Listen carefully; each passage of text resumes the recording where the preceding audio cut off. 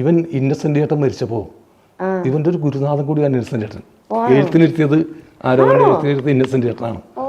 അപ്പോൾ ഇന്നസെന്റ് ചേട്ടൻ മരിച്ചപ്പോൾ അവൻ വന്നു അവിടുന്ന് എന്നിട്ട് പോകാൻ വേണ്ടിട്ട് ഞങ്ങൾ പോയി. അപ്പൊ ലൈവ് TV ഇവനെന്താണ് ഇവിടെ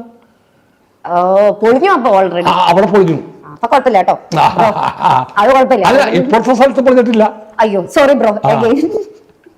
അല്ല എന്നാലും അപ്പം ഞാൻ പക്ഷെ ഇത് ഭയങ്കര എനിക്ക് മനസ്സിലായി. ഇപ്പൊ എന്റെയൊക്കെ വീട്ടില് അല്ലെങ്കിൽ നമ്മുടെയൊക്കെ വീട്ടില് വരുമ്പോഴത്തേക്കും നമ്മളെ ഇങ്ങനെ ഒന്ന് അറിയുമ്പോഴത്തേക്കും ഓ അതെന്റെ മോന് അവിടെ നമ്മൾ പറയണം എന്നുള്ളതുണ്ടാവും.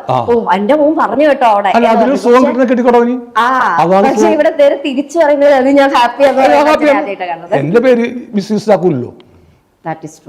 അപ്പൊ അതിൽ അഭിമാനം ഉണ്ട്.